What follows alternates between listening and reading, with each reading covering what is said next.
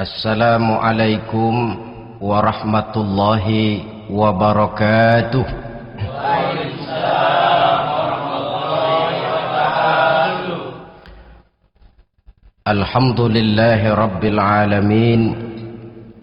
Wassalatu wassalamu ala ashrafil anbiya'i wal mursalin Sayyidina wa maulana Muhammadin wa ala alihi wa ashabihil mujahidin at-tahirin, amma ba'd.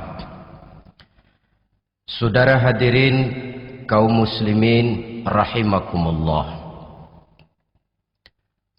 Dalam kehidupan sehari-hari kita selalu berhadapan dengan dua hal yang berlawanan, dengan dua hal yang kontroversial kata orang sekarang, yang kita diharuskan memilih satu di antara kedua hal itu. Sejak kita bangun tidur sampai kita tidur lagi, selalu kita hadapi dua persoalan itu, yang benar dan yang salah, yang hak dan yang batil, yang pantas dan yang tercela, yang ma'ruf dan yang munkar. Persis seperti sebaik lagu yang lagi ngepop dan banyak dinyanyikan anak sekarang, madu di tangan kananmu katanya, racun di tangan kirimu.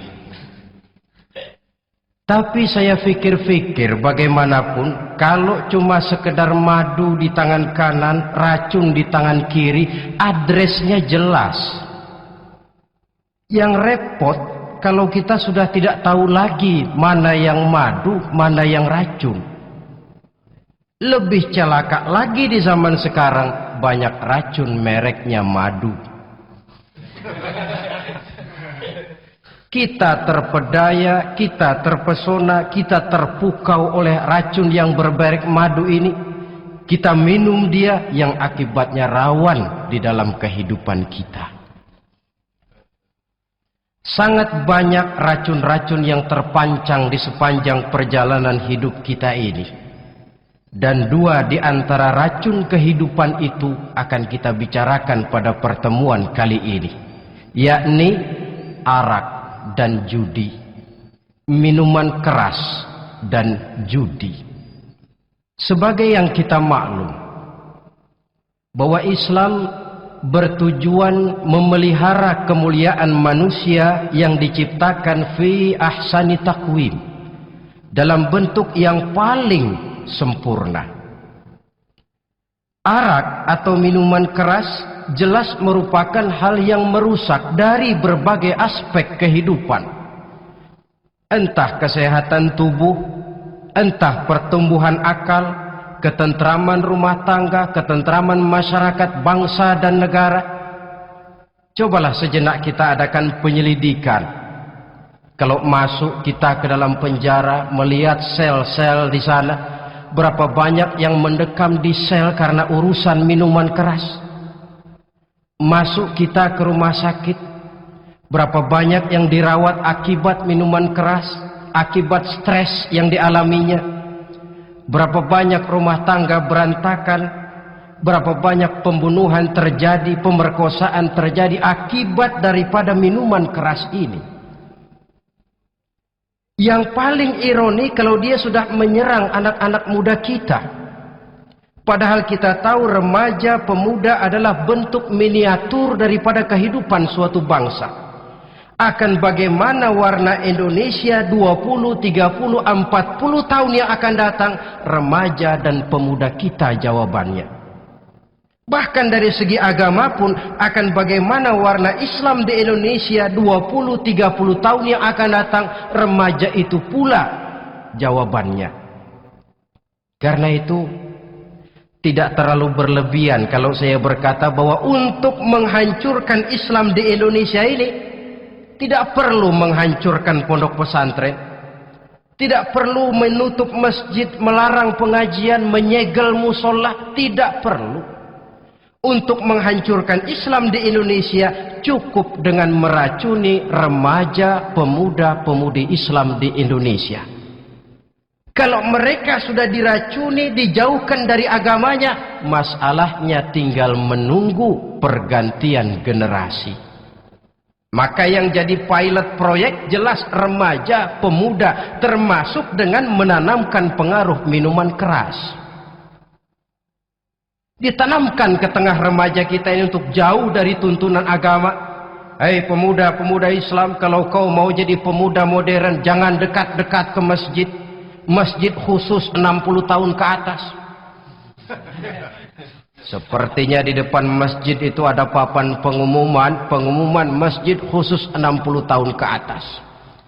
Baca Quran kolot. Seiring dengan itu lalu modernisasi diartikan dengan westernisasi. Kau tidak akan bisa jadi pemuda modern sebelum semua yang datang dari barat kau telan mentah-mentah. Kau harus bisa bergaul seperti orang barat, berumah tangga macam orang barat, makan minum seperti orang barat. Kalau nyanyi lagu barat yang orang lain gak ngerti, kamu juga gak tahu.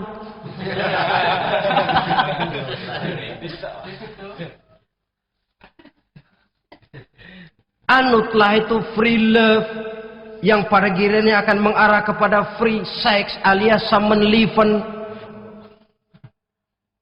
Isaplah itu ganja, morfin, narkotik.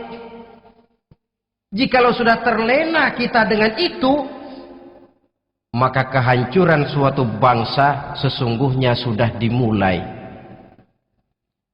Penyakit minuman keras ini bukan cuma penyakit zaman ini.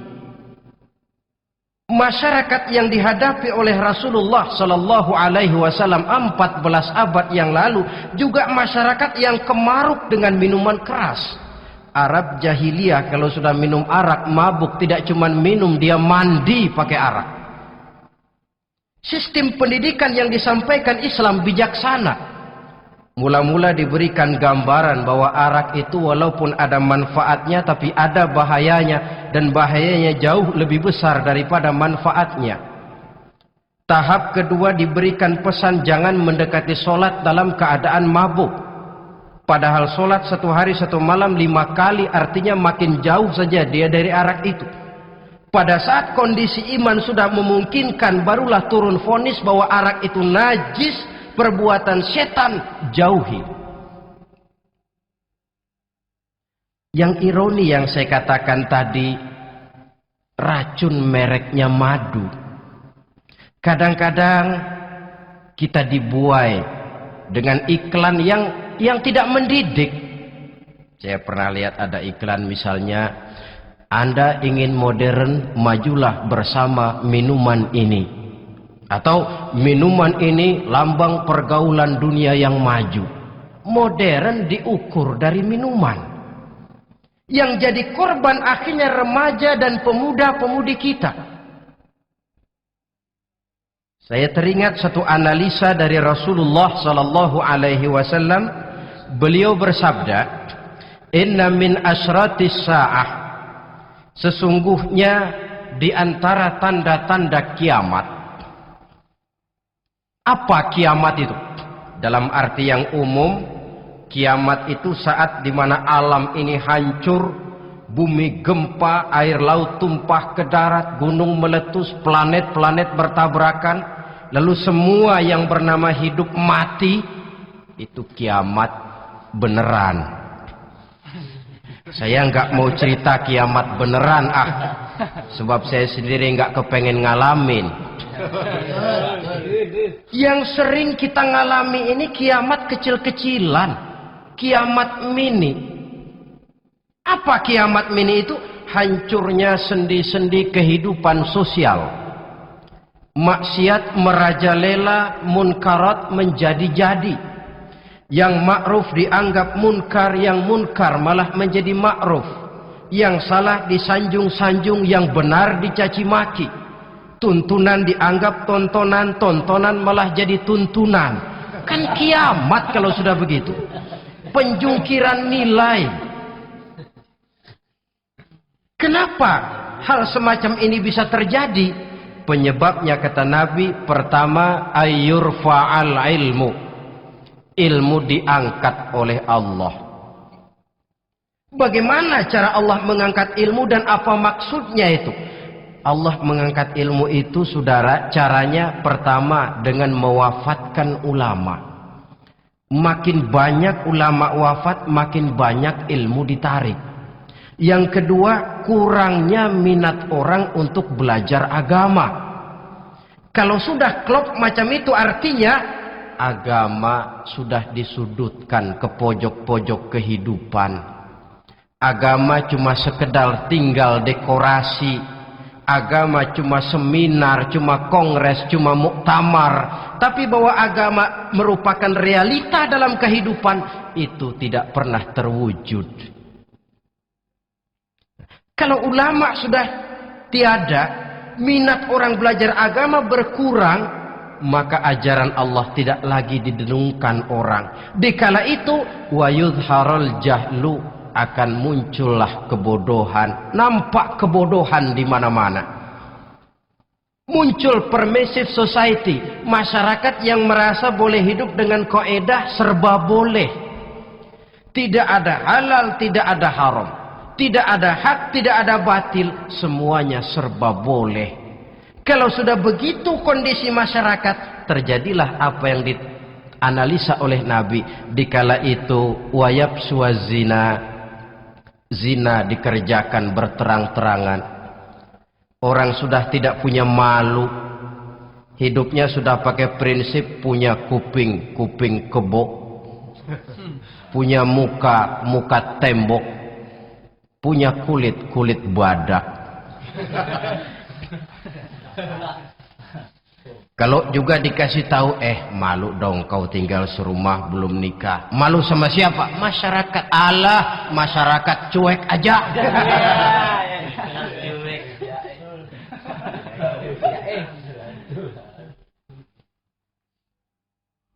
Bukankah realita kalau kita ikuti surat-surat kabar, berapa banyak sudah gadis-gadis bergelimpangan jadi korban?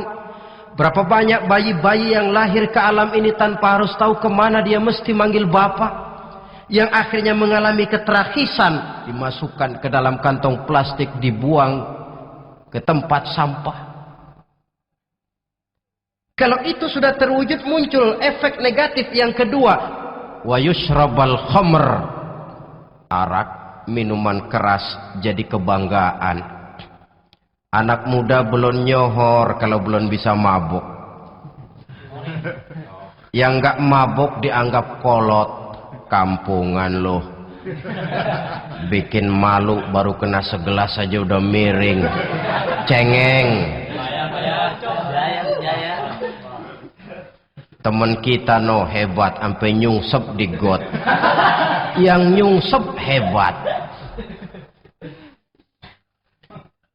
Ya, kalau cuma yang hancur kehidupan pribadi. Tapi kalau sudah menyangkut masa depan, yang berarti masa depan suatu generasi adalah merupakan masa depan daripada suatu bangsa.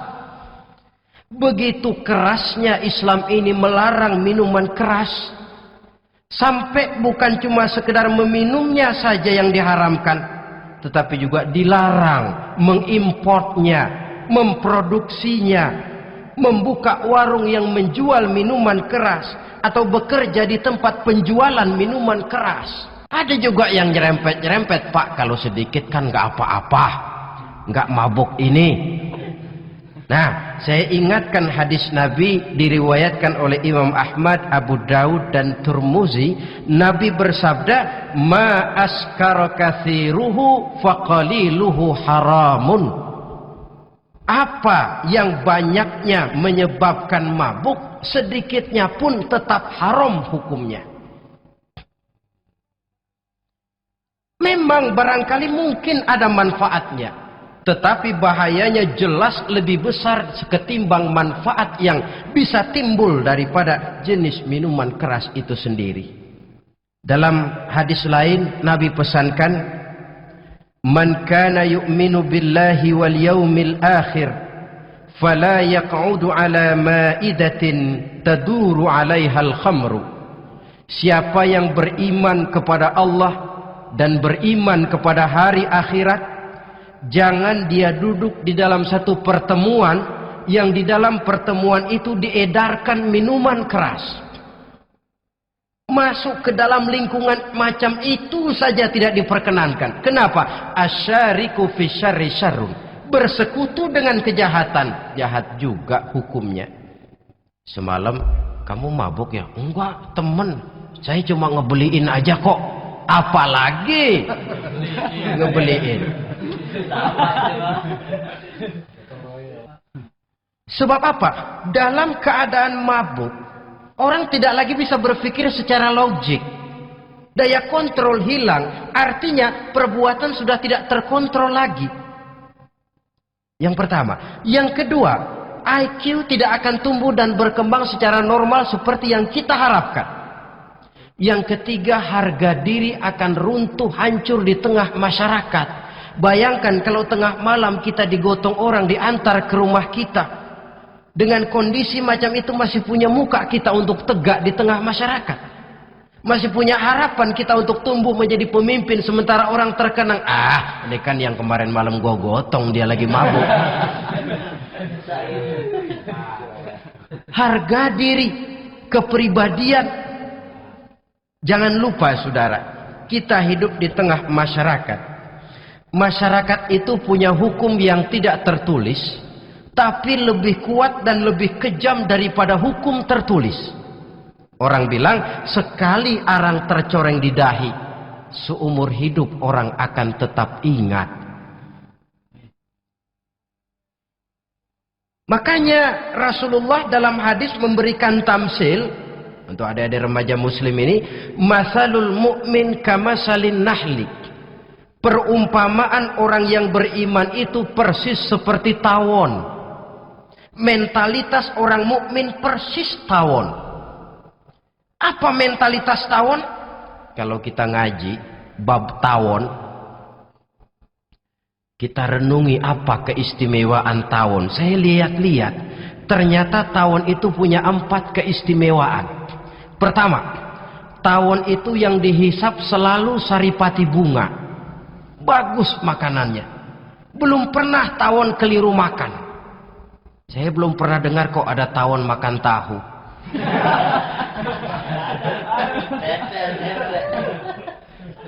Yang dimakan selalu saripati bunga.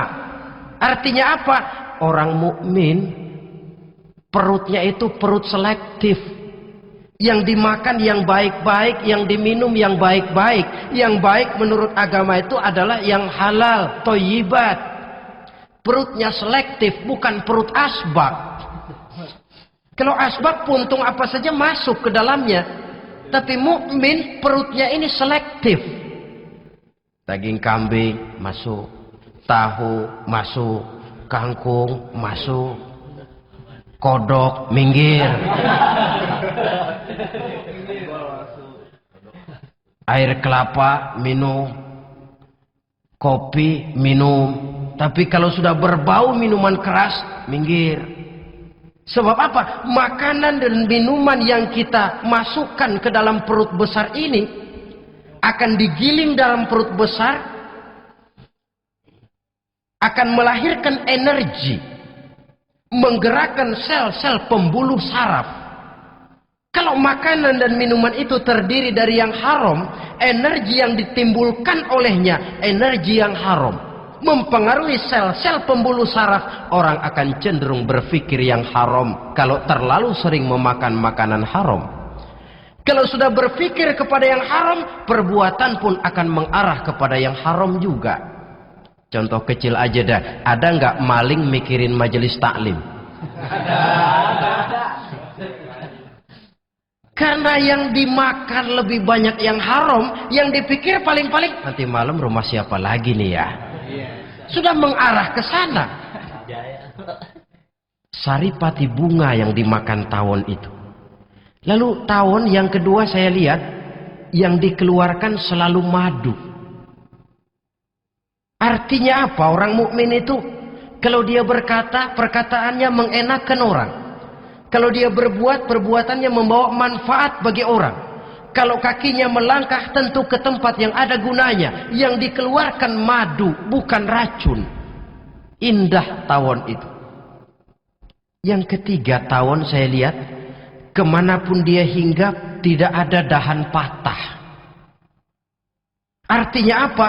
Orang mukmin dimanapun dia tinggal, kemanapun dia pergi, pantang jadi biang kerok buat lingkungannya, pantang menimbulkan kerusuhan dan keonaran. Tidak ada cabang patah dimanapun tawon hinggap. Tapi juga yang keempat, saya lihat-lihat tawon itu jangan coba-coba diusik. Satu kali dia diusik, kemana orang lari? Nyilem masih ditungguin. Tawon. Tapi kalau nggak diusik, nggak ada tawon usil ke pasar nyariin orang. Ketika dia diusik, inilah saatnya saya harus mempertahankan kehormatan diri saya. Dia pun bangkit. Artinya apa? Orang mukmin tidak boleh nyari-nyari musuh. Tapi ketemu musuh tidak boleh lari. Musuh jangan dicari, bertemu pun jangan lari.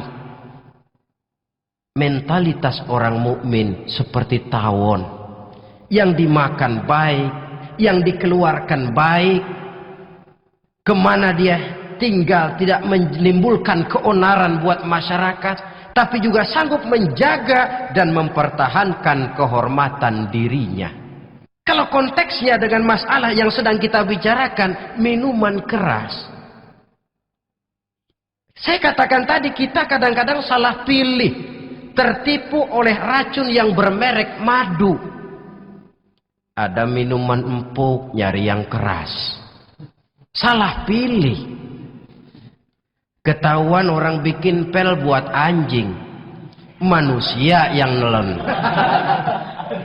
Akhirnya miring kayak anjing. Saudara,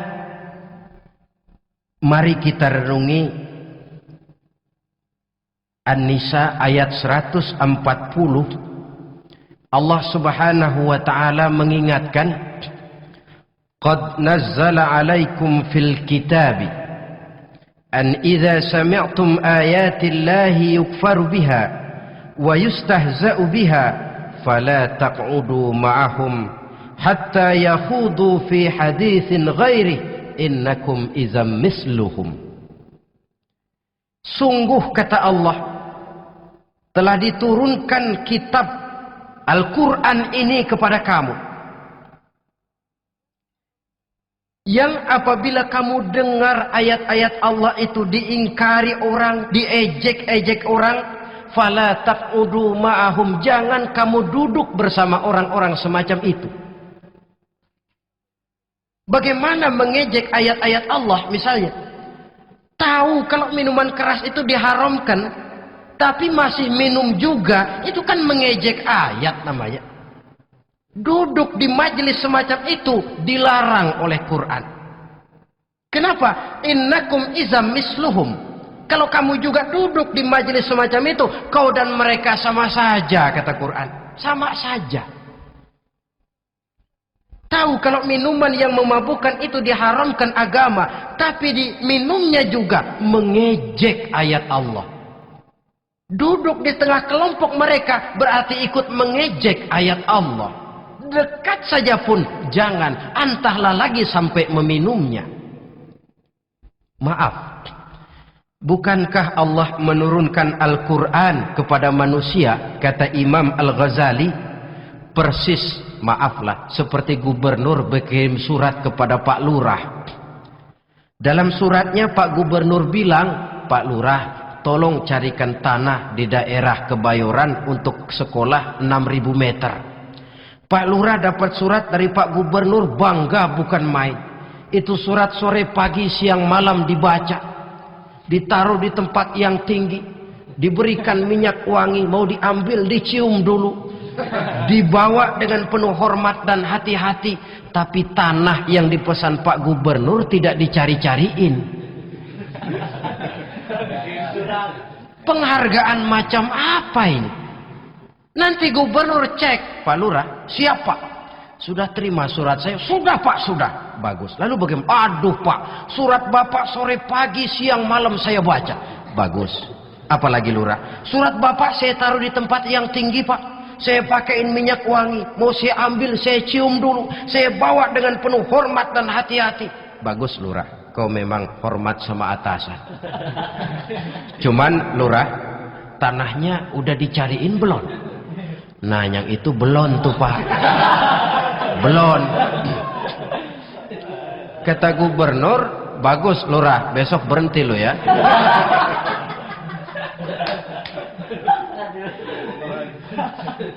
Membacanya memang penting, al-muta'abbad bitilawatihi, beribadah dari sebab membacanya. Tapi setelah kita baca, kita tahu isinya, what next? Mau apa kita dengan isinya itu? Jangan yang kita baca kita injak-injak. Itulah ironinya, bagaimana Quran itu mau membawa keberkahan dalam hidup ini. Kalau yang kita baca sering kita injak-injak. Dalam kehidupan kita baca ayat, wa ahallallahu al-bai'a wa harramar riba.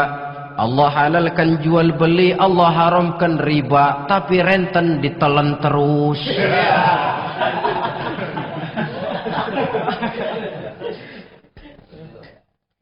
Kita baca ayat, wa'tasimu bihablillahi jami'an wa la tafarraqu. Berpegang teguhlah kamu kepada tali Allah, jangan bercerai-berai. Tapi sesama muslim pelotot-pelototan jalan terus. Janganlah yang sesama muslim kadang-kadang yang mengklaim dirinya sebagai pemimpin Islam kelihatannya juga sikut-sikutan jalan terus.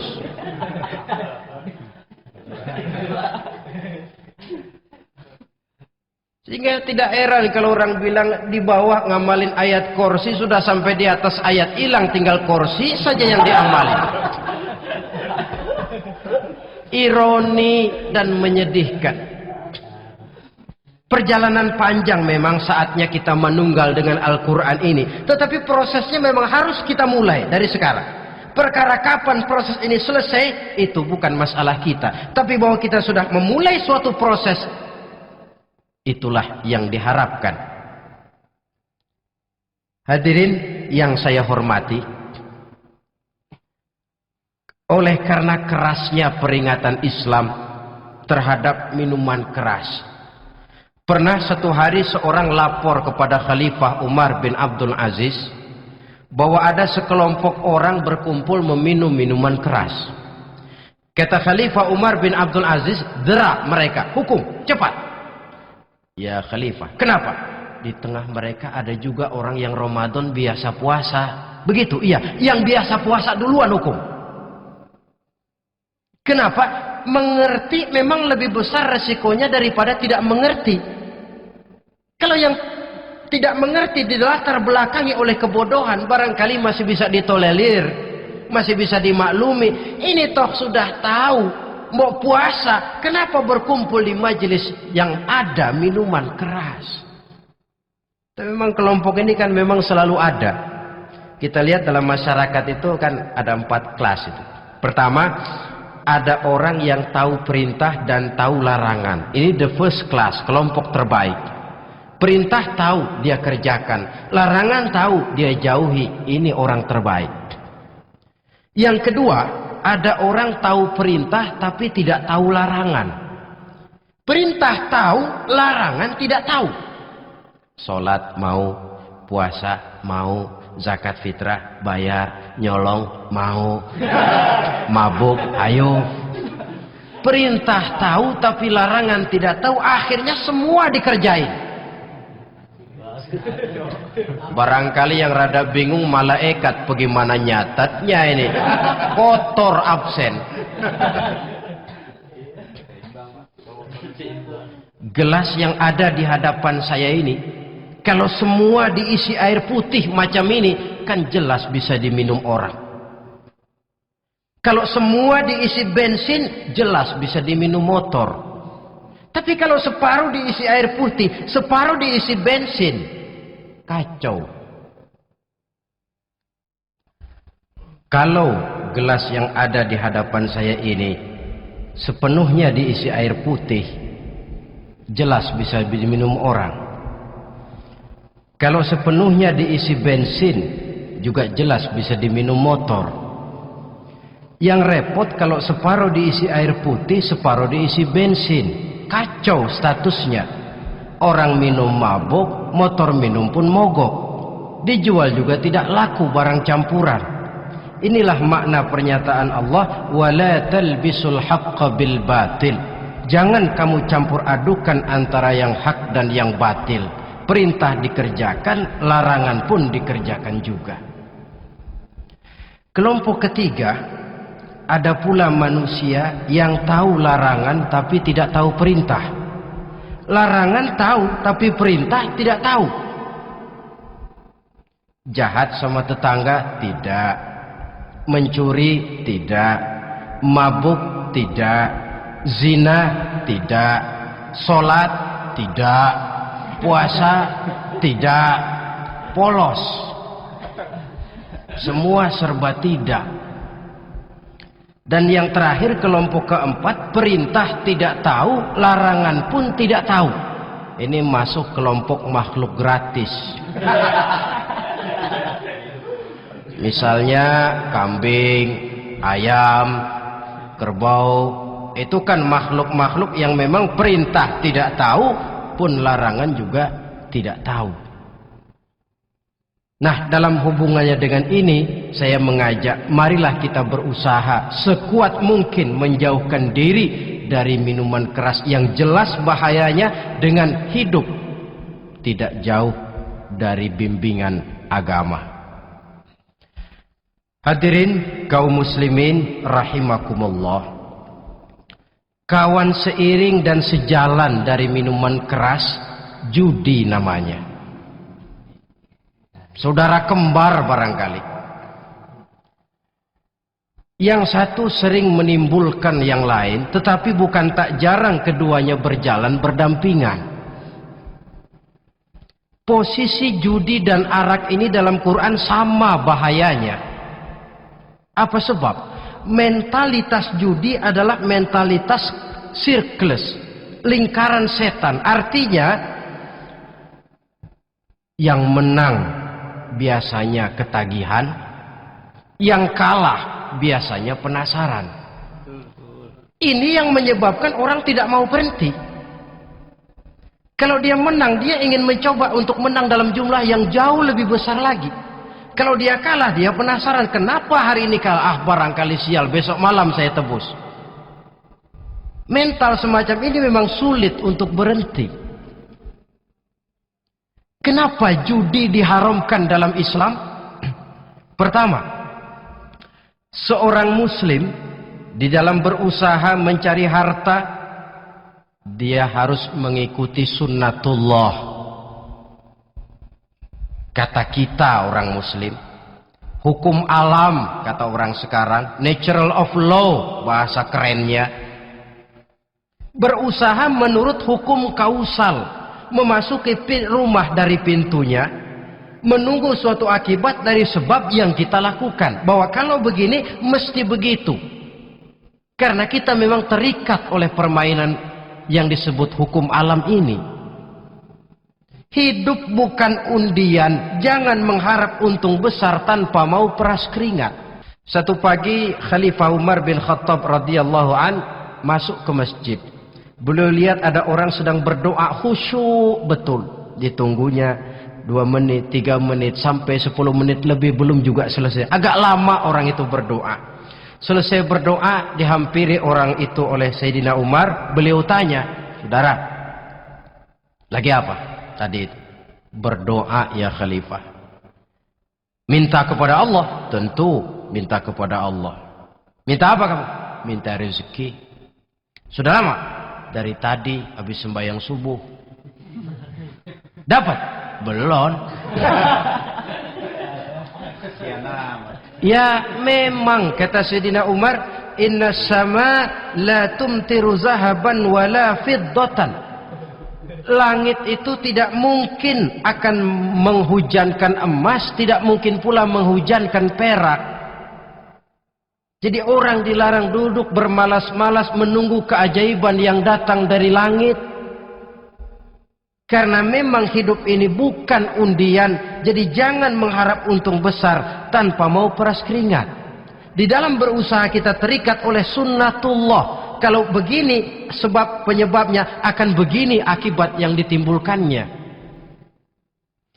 Yang kedua, Islam menjadikan harta manusia itu sebagai benda berharga yang dilindungi.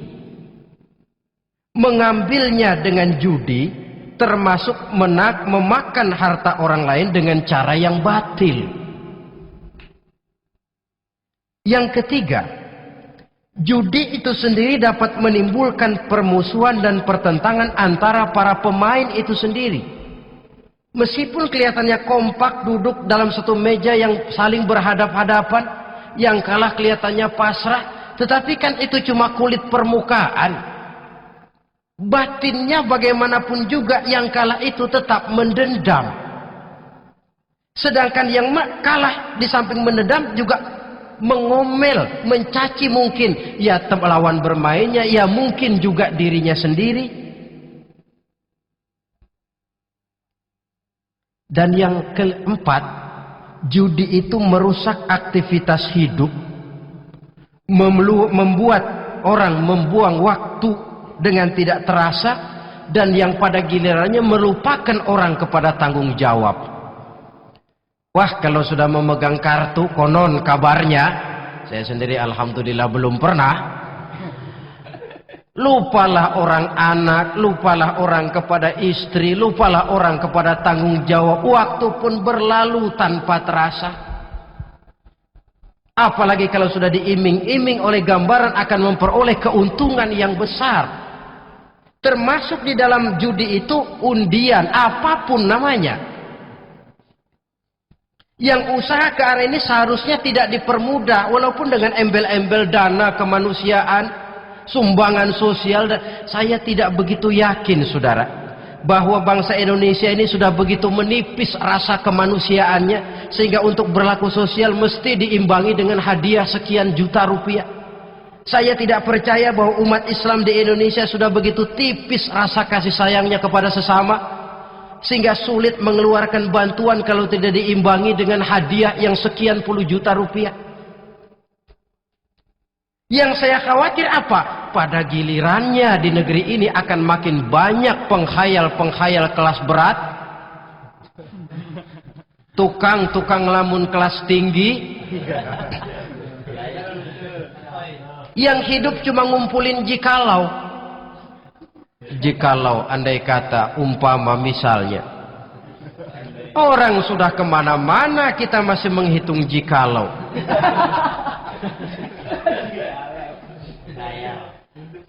Orang boleh saja mengharap burung terbang tinggi, tapi punai di tangan jangan dulu dilepas. Artinya idealisme silahkan terbang setinggi langit, tapi kaki harus tetap berpijak di alam realita. Bahwa memang lebih baik makan singkong dalam kenyataan daripada makan roti tapi ngimpi.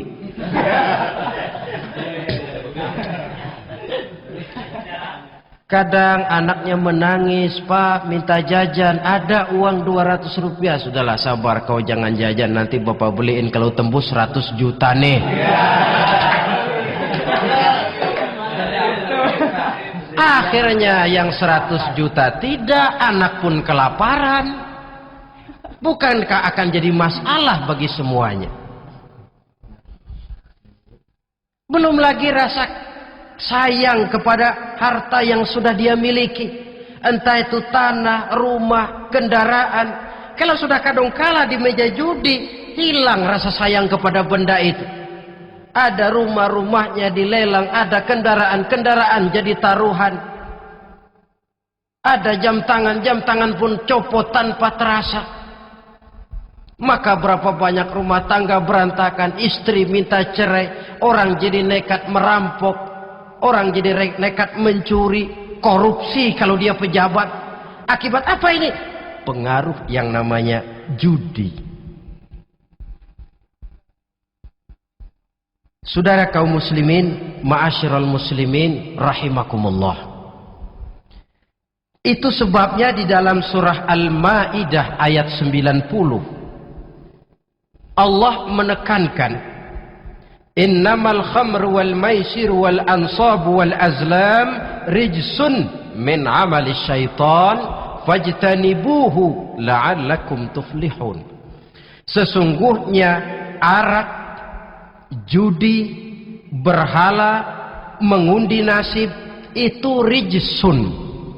Ya Allah, jarang benar Quran menggunakan kalimat rijsun. Rijsun ini sudah merupakan puncak kekotoran. Bapak moyangnya najis, itu rijsun. Rijsun, kotor. Sudah kotor ditambah pula min amali syaitan, pekerjaan setan. Wajtanibuhu, jauhi.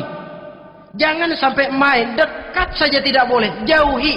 La'allakum tuflihun, jikalau kamu mau menjadi orang-orang yang beruntung. Sejarah tidak pernah mencatat ada orang jadi miliuner karena judi. Sejak David Rockefeller sampai Aristotle Onassis, orang-orang kaya top di dunia, mereka kaya bukan karena judi, tapi karena kemauan peras keringat, banting tulang, mau memulai sesuatu dari kenyataan yang real di depan mata. Sebab apa? Hidup ini memang perjuangan. Janganlah kita ingin hidup dengan satu prestasi, ingin tetap hidup seperti apa adanya sekarang ini saja, toh kita harus berjuang. Apalagi ingin hidup lebih baik, lebih terhormat, lebih mudah.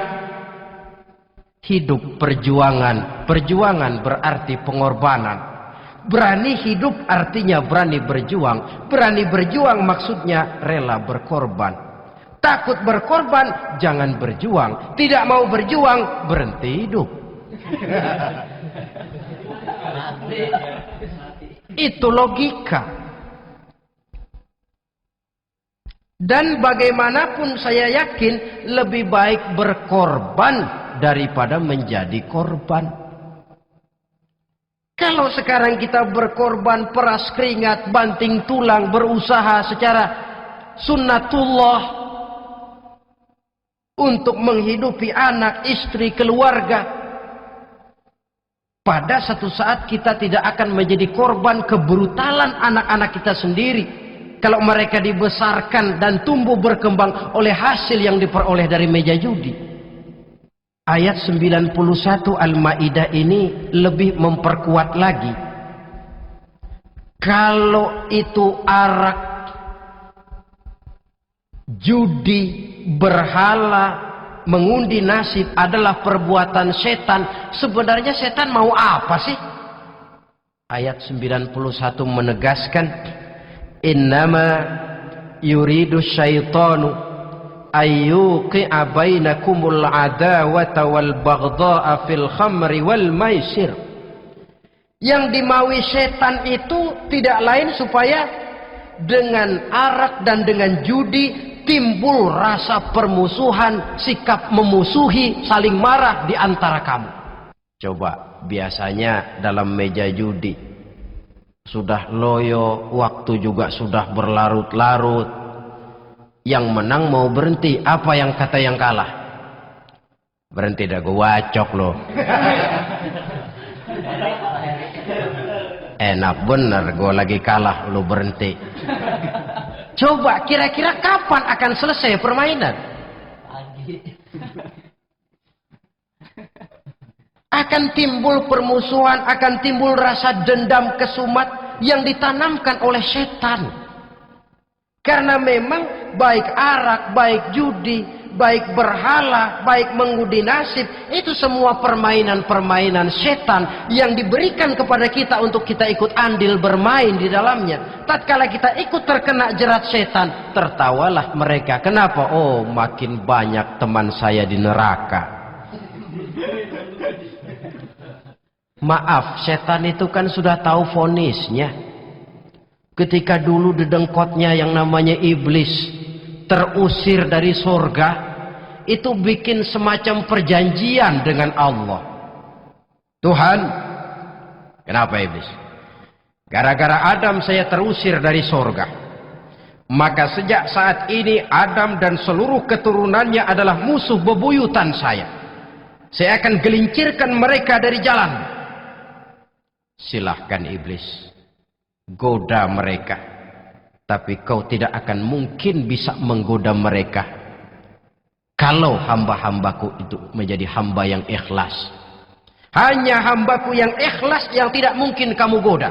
Yang lain barangkali bisa. Sejak saat itulah iblis memproklamirkan permusuhan.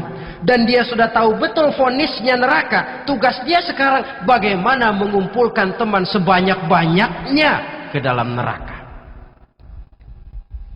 Hamba Allah saja yang tidak tergelincir kepada minuman keras dan judi.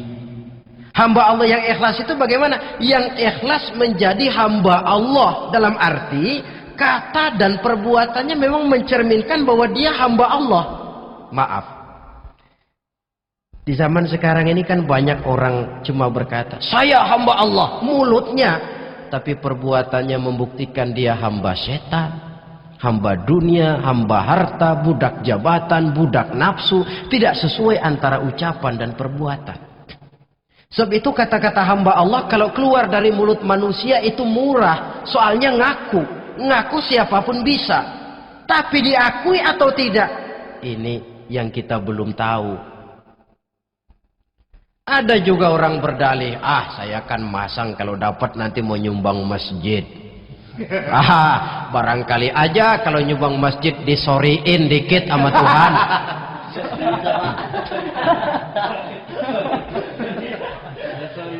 Apa bisa begitu? Saudara, kita tidak mungkin mencuci kain dengan air najis. Innallaha thayyibun, kata Nabi, la yaqbalu illa thayyiba. Allah itu baik dan hanya menerima yang baik. Bahwa dalam Islam tujuan yang baik harus dicapai dengan prosedur yang baik. Bahwa niat menyumbang masjid bagus, tapi hasil daripada judi atau undian tidak akan menyampaikan kita kepada tujuan itu. Tidak boleh mencuri kain walaupun niatnya untuk sholat. Kalau nyolong kain niatnya buat sembahyang, dimaafin kali. Walaupun sholatnya sah, mencuri kainnya tetap saja dosa. Islam tidak menghalalkan segala cara untuk mencapai suatu tujuan. Bahwa tujuan yang baik harus dicapai dengan cara yang baik juga. Dan penyakit judi ini juga bukan penyakit baru. Sejak dulu. Masa jahiliyah judi mereka, saya kira kalau Las Vegas, kota judi Amerika saja barangkali masih kalah dengan cara judi jahiliyah dulu. Mereka kalau sudah judi itu uang. Habis uang, ada punya tanah pasang, taruhan. Habis tanah, ada rumah, rumahnya dipasang. Apalagi yang ada? Ternak unta dipertaruhkan. Harta habis, rumah ludes, kebun binasa, ada istri juga dipasangin. Judi. Kita sebagai muslim oleh Al-Quran dijelaskan orang yang mempunyai dua tujuan hidup. Pertama tujuan jangka pendek, yang kedua tujuan jangka panjang. Tujuan jangka pendek dunia dan seluruh isinya. Tujuan jangka panjang adalah akhirat dan ridho Allah. Ini yang terpantul dalam doa setiap kita. Rabbana atina fid dunya hasanah wa fil akhirati hasanah. Tercapai tujuan jangka pendek fid dunya hasanah dan tujuan jangka panjang wa fil akhirati hasanah. Untuk mencapai tujuan jangka pendek, merangkul dunia dan seluruh isinya, apa yang jadi modal utama? Pertama, pendidikan. Makin tinggi jenjang karier pendidikan yang kita tempuh, rasa-rasanya makin mudah menjangkau dunia dan isinya. Yang kedua, pengalaman. Tenaga expert masih tetap diperlukan. Makin banyak pengalaman, makin mudah menjangkau dunia. Yang ketiga, dan ini ada tapi tidak bisa dijadikan pegangan, faktor nasib. Faktor kebetulan. Ada. tapi tidak bisa dijadikan pegangan mutlak. Pendidikan, pengalaman, ingin menjangkau fid dunia hasanah, ini modal utama. Lalu untuk mencapai fil akhirati hasanah, prestasi ibadah. Bagaimanapun tinggi pangkat dan jabatan kita, bagaimanapun banyak gelar kita sandang, tanpa prestasi ibadah, nol besar kita dalam pandangan Allah. Itu sebabnya kita sholat. Jadi tidak beralasan kalau orang ditanya, kenapa sih kamu nggak sholat? Ah, tetangga saya sholat melarat terus. Memang sholat itu bukan untuk mencari uang kok. Kalau ada orang yang rajin sholat, rezekinya kelihatan lancar, itu cuma sekedar persekot. Uang muka, cashnya tetap di akhirat nanti. Efeknya apa? Karena kita punya tujuan jangka panjang, mengharap ridho Allah di akhirat. Cara kita mencapai tujuan jangka pendek dibatasi oleh pertanyaan, Allah ridho apa enggak? Kita cari uang, tapi pertanyaan pokok, Allah ridho enggak cara ini? Kita mengejar kedudukan, tapi Allah ridho enggak dengan cara ini? Ini yang menyebabkan kita lantas tidak lalu menghalalkan segala cara. Yang penting tujuan tercapai, cara apapun halal. PKI. Kan cuma PKI yang berprinsip asal tujuan tercapai, cara apapun halal. Dan kita sudah sepakat PKI dan seluruh ajarannya tidak berhak hidup di bumi Pancasila ini. Cuma jangan sekedar PKI-nya dikutuk, tapi ajarannya dipakai.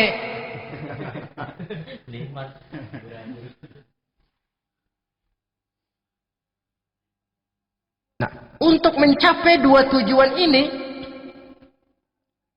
Islam mengajarkan sistem keseimbangan. Sehingga Nabi sabdakan, "I'mal lidunyaka ka'annaka ta'ishu abada wa'mal li akhiratika ka'annaka tamutu ghada." Bekerjalah buat duniamu seolah-olah kau akan hidup untuk selamanya, tetapi bekerjalah untuk akhiratmu seolah-olah kau akan mati besok.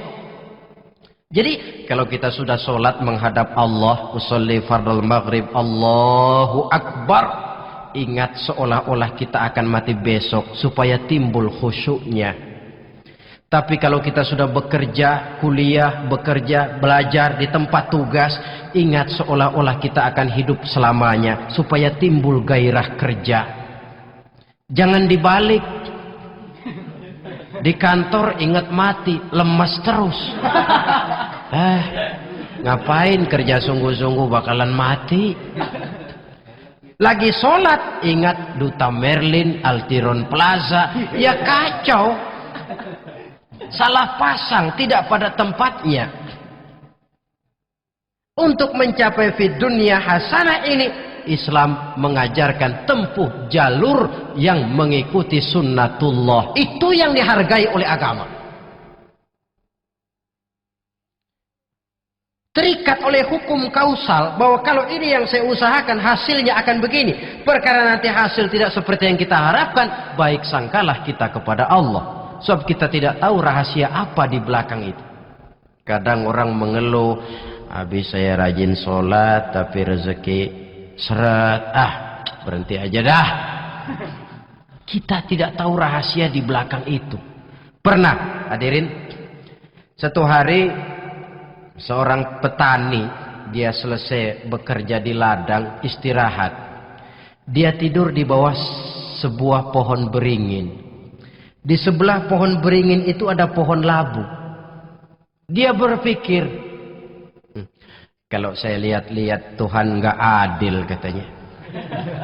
Masa pohon beringin pohonnya besar, buahnya kecil. Pohon labu pohonnya kecil, buahnya gede. Tuhan bukan arsitek ulung ini.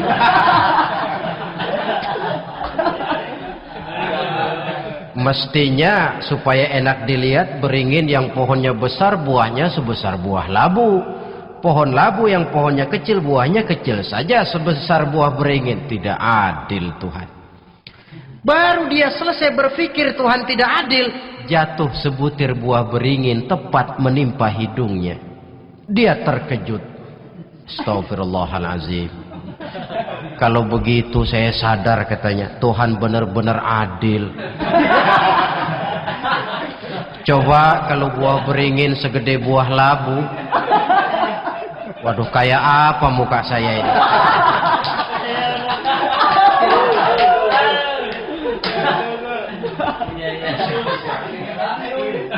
Baru terbuka pandangan matanya setelah berhadapan dengan kenyataan. Baru keluar respect. Allah benar-benar adil. Padahal semenit yang lalu dia masih berkata, Tuhan bukan arsitek ulung. Tapi semenit kemudian setelah berhadapan dengan kenyataan yang real dia hadapi, wah, Allah benar-benar adil.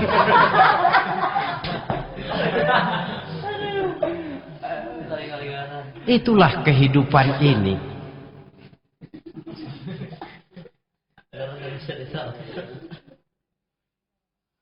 Saudara hadirin yang saya hormati, karena itu baik arak, baik judi, dua-duanya merupakan bahaya laten yang tidak hanya mengancam kehidupan agama, tetapi juga masyarakat, bangsa dan negara, apalagi kalau sudah jatuh kepada generasi penerus. Dan yang bagaimanapun juga saya berpikir sebenarnya remaja, pemuda, pemudi kita cuma korban dari suatu sistem. Sebab ini merupakan tanggung jawab bersama. Ulama mubalik macam saya paling wewenangnya cuma ngomong.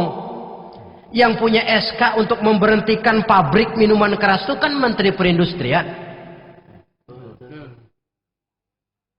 Tangan-tangan eksekutif. Sehingga kalau Nabi katakan, Man ra'a minkum munkaran falyughayyir biyadihi wa illam yastati' fa bilisanih wa illam yastati' fa biqalbihi. Apabila salah seorang kamu melihat suatu kemunkaran, termasuk minuman keras dan judi di dalamnya, rubah itu. Dengan cara apa? Kalau kau mampu dengan tangan, artinya power, kekuatan. Kalau dengan tangan tidak mampu, wah, ini orang kalau gue pukul gue yang melintir nih. Umpamanya, fabilisani, dengan lidah ngomong. Mas, saya senang sampean tinggal di sini, kampung kami tambah warga, tapi tolonglah jangan bawa pengaruh yang tidak baik. Kalau ternyata bicara pun tidak berani, fabiqalbi, cukup dalam hati, sekurang-kurangnya tidak ikut membenci kemungkaran dalam hati, itulah kadar iman yang paling lemah. Ini secara umum. Tapi kalau hadis ini kita mau adakan semacam, katakan description of job, bahasa kerennya, kita adakan pembagian tugas. Siapa yang harus merombak kemungkaran dengan power? Penguasa, pemerintah, sebab dia punya aparat. Siapa yang merombak kemungkaran dengan lidah? Ulama, kiai, mubalik, ngomong. Siapa yang hanya merubah kemungkaran dalam hati? Kita umumnya rakyat lemah ini, yang mau ngomong nggak berani tapi hati pegel. Nah, kalau sudah ada pembagian tugas semacam itu, insya Allah masing-masing akan berjalan pada relnya, dan pada akhirnya selamatlah kita, bangsa Indonesia, umat Islam pada khususnya, dari bahaya, baik bahaya minuman keras maupun bahaya judi. Menyelamatkan bangsa dan yang lebih lagi menyelamatkan masa depan kita. Sekianlah saudara pertemuan kita pada saat ini. Mudah-mudahan ada manfaatnya. Terima kasih atas segala perhatian. Mohon maaf atas segala kekurangan. Usikum wa nafsi bitaqwallah. Wassalamualaikum warahmatullahi wabarakatuh.